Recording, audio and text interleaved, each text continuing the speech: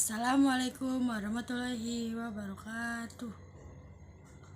Yang saya hormati Bapak Sumardi SEMM selaku dosen pengampu mata kuliah pengantar ekonomi makro. Perkenalkan, nama saya Septi Rizkyani, NIM 2892150116, Fakultas Ekonomi dan Bisnis, Prodi S1 Manajemen, kelas B Malam.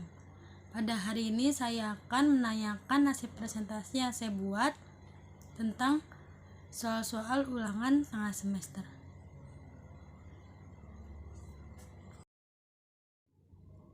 Nomor 1. Perilaku ekonomi dalam suatu perekonomian yang akan menggerakkan roda ekonomi suatu negara terdiri dari perusahaan, rumah tangga, dan pemerintah. Ketiganya akan saling ketergantungan dan membutuhkan. Buatlah diagram aliran melingkar dari ketiga perilaku ekonomi tersebut dan jelaskan peran masing-masing. Jawabannya, dalam sebuah perekonomian, kamu pasti mengenal istilah konsumen dan produsen, orang yang menggunakan suatu barang atau jasa, dan yang menyediakan barang atau jasa. Mereka kita sebut sebagai perilaku ekonomi, yaitu orang-orang atau lembaga atau instansi pemerintahan yang melakukan kegiatan ekonomi di dalam ekonomi yang lebih luas. Perilaku kegiatan ekonomi tidak hanya sebatas konsumen dan produsen, penjualan, dan pembeli, tetapi lebih dari itu termasuk pemerintah dan masyarakat luar negeri. Ini dia gambar aliran sungai dari perusahaan, rumah tangga, dan pemerintah. Bisa kalian lihat di atas ini gambarnya. Peran masing-masing perilaku ekonomi yaitu 1. Rumah tangga konsumen sebagai pemilik faktor-faktor produksi, tanah, tenaga kerja, dan modal, dan skill penjualannya ke pasar faktor produksi. Sebagai balas jasa akan diterima uang berupa limbah, abah, bunga, dan laba dari penghasilannya. RTK akan membelanjakan uang untuk membeli barang dari pasar barang, membayar pajak kepada pemerintah, atau membeli barang impor. Selisih dari penghasilan dengan pengeluarannya digunakan untuk ditabung. Nomor 2. Rumah tangga produsen RTP membeli faktor-faktor produksi dari RTK dan memberikan uang sebagai balas jasa RTK. Selanjutnya RTP memproduksi barang atau jasa dan dijual kepada pasar barang atau diekspor. Hasil penjualan tadi berupa uang digunakan selain untuk membayar faktor-faktor produksi, juga digunakan untuk membayar pajak kepada pemerintah dan melakukan investasi. Yang ketiga, rumah tangga pemerintahan atau negara RTN memperoleh pendapatan dari penerimaan pajak pribadi, pajak usaha, bea masuk, dan sumber lain. Pendapatan ini digunakan pemerintah untuk membangun negara dengan cara belanja barang, membayar gaji pegawai negeri, memberikan subsidi, dan lain-lainnya. Soal nomor 2, jelaskan pengertian disposable income dan bagaimana rumus fungsi YD. Disposable income atau pendapatan yang siap dibelanjakan adalah pendapatan yang dimanfaatkan guna membeli barang dan jasa konsumsi, dan selebihnya menjadi tabungan yang disalurkan menjadi investasi. Perhitungan disposable income adalah personal income dikurangi dengan pajak langsung. Rumus disposable income adalah disposable income sama dengan pendapatan dikurang dalam kurung pajak langsung ditambah pengurangannya lainnya. Di bawah ini ada beberapa fungsi dan manfaat menghitung disposable income, yaitu 1. Menjadi standar pembuatan kebijakan bisnis. 2. Memperhitungkan mekanisme pasar. 3. Mengukur kesehatan finansial. Soal nomor 3, bagaimana bentuk fungsi dari konsumsi setelah dikurangi pajak? Jawabannya, fungsi konsumsi adalah hubungan jumlah konsumsi dan penghasilan. fungsi konsumsi yaitu C sama dengan A ditambah B dikali YD. Keterangannya C disebut sebagai konsumsi, YD disebut sebagai pendapatan yang dapat dibelanjakan. A. Disebut sebagai konsumsi dasar tertentu yang tidak tergantung pada pendapatan. B. Disebut kecenderungan konsumsi marginal atau MPC. Fungsi konsumsi setelah dikenakan pajak ialah C sama dengan CO ditambah B dikali YD atau CT sama dengan CO ditambah BB dalam kurung Y dikurang T. T sama dengan pajak. Soal nomor 4, keseimbangan pendapatan nasional 3 sektor apabila pendapatan sama dengan pengeluaran. Bagaimana fungsi keseimbangannya? Jelaskan. Pendapatan nasional dapat bertambah akibat adanya tambahan pengeluaran pemerintah. Jika belanja pemerintah ditandai dengan simbol G dan pajak diberi simbol TX, maka pendapatan nasional dari sisi pendapatan Y sama dengan C ditambah S tambah TX. Dari sisi pengeluaran AE sama dengan Y sama dengan C ditambah 1 ditambah G. AE sama dengan pengeluaran agregat.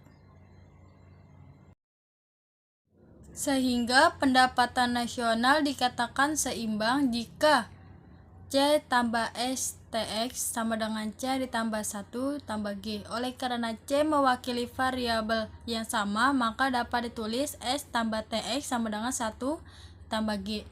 Untuk mempertahankan keadaan keseimbangan bukan hanya ditentukan oleh besaran S dan 1, tetapi juga peranan negara dalam mengatur G dan TX. Ada dua kemungkinan. Jika G lebih besar dari TX, arus pengeluaran dalam perekonomian masyarakat akan bertambah. Yang B, jika TX lebih besar dari G, arus pengeluaran dalam perekonomian masyarakat akan berkurang. Jika dalam perekonomian telah memasukkan kebijakan pemerintah berupa pajak dan pembayaran transfer, maka fungsi konsumsi C sama dengan CO ditambah CYD, YD sama dengan Y dikurang TX, sehingga fungsi konsumsi menjadi C sama dengan CO ditambah C dalam kurung Y dikurang TX tutup kurung. C sama dengan CO ditambah CY dikurang CTX. Fungsi saving S sama dengan YD dikurang C. S sama dengan YD dikurang dalam kurung CO ditambah C YD. S sama dengan YD dikurang CO dikurang C YD. S sama dengan tutup kurung 1 dikurang C dikali YD dikurang CO. S sama dengan dalam kurung 1 dikurang C tutup kurung buka kurung Y dikurang TX tutup kurung dikurang CO. S sama dengan buka kurung 1 dikurang C tutup kurung Y dikurang buka kurung 1 dikurang C tutup kurung TX dikurang CO, sehingga persamaan fungsi saving menjadi S sama dengan SY dikurang STX dikurang CO. Sehingga persamaan fungsi saving menjadi S sama dengan SY dikurang STX dikurang CO. Pendapatan nasional keseimbangan Y sama dengan C ditambah 1 tambah G, di mana CO ditambah CYD dan YD sama dengan Y dikurang TX, maka Y sama dengan CO ditambah CYD ditambah 1 ditambah G. Y sama dengan CO ditambah C dalam kurung Y dikurang TX ditambah 1 ditambah G. Y sama dengan CO ditambah C Y dikurang CTX ditambah 1 ditambah G. Y dikurang CY sama dengan CO dikurang CTX ditambah 1 ditambah G. Diperoleh Y sama dengan CO C ditambah X ditambah 1 ditambah G atau 1 dikurangi C. Nomor 5, jelaskan maksud sifat hubungan di antara MPC ditambah MPS sama dengan 1 dan APC ditambah APS sama dengan 1. Jawabannya, MPC adalah perbandingan di antara pertambahan konsumsi yang dilakukan dengan pertambahan pendapatan disposable yang diperoleh. MPC sama dengan C per YD. MPS adalah perbandingan antara pertambahan tabungan dengan pertambahan pendapatan disposable. MPS sama dengan S per YD. APC adalah rata-rata hasrat untuk mengonsumsi. APS adalah rata-rata hasrat untuk menabung. Hubungan antara MPC ditambah MPS, MPC tambah MPS sama dengan 1. Pembuktian dari rumus di atas, Y sama dengan C ditambah S, maka kalian bisa melihat gambarnya di bawah ini. Sedangkan hubungan antara APC ditambah APS adalah APC ditambah APS sama dengan 1. Pembuktian dari rumus di atas, Y sama dengan C ditambah S. Ini berarti YN sama dengan CN ditambah SN. Kalau ruas dari kiri masing-masing dibagi YN, maka kalian bisa lihat gambarnya di bawah ini. Hubungan MPC ditambah MPS. MPC tambah MPS sama dengan 1. APC ditambah APS sama dengan 1. Pembuktian rumus YD sama dengan C ditambah S sama-sama dibagi YD. 1 sama dengan APC ditambah APS. YD sama dengan C ditambah S sama-sama dibagi YD. 1 sama dengan MPC ditambah MPS. Soal nomor 6, bagaimana perekonomian suatu negara jika PDB lebih besar daripada PNB? Jika produk domestik bruto lebih besar daripada PNB, maka menunjukkan bahwa investasi negara asing di dalam negeri lebih besar daripada investasi negara tersebut di negara lain. Hal ini menunjukkan perekonomian negara tersebut belum maju karena masih menerima banyak modal dan dari luar negeri. Soal nomor 7, salah satu manfaat penghitungan pendapatan nasional adalah untuk mengetahui struktur perekonomian negara. Bagaimana cara mengetahui struktur perekonomian negara berdasarkan sektor-sektor perekonomian yang berkontribusi terhadap pendapatan nasional? Jawabannya, manfaat perhitungan pendapatan nasional adalah untuk mengetahui struktur ekonomi suatu negara.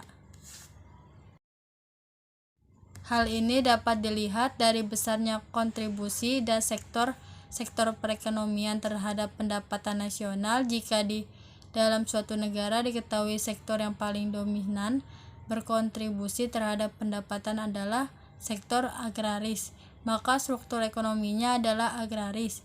Dan begitu pun sebaliknya, jika di dalam suatu negara diketahui sektor yang paling dominan berkontribusi terhadap pendapatan adalah sektor industri, maka struktur ekonominya adalah industri.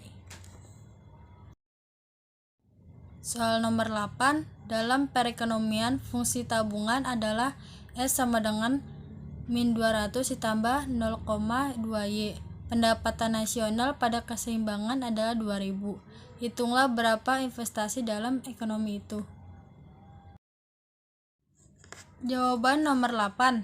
Pendapatan nasional keseimbangan terjadi saat Y sama dengan C ditambah 1 dapat dimodifikasi menjadi Y dikurang C sama dengan 1, di mana Y dikurang C sama dengan S.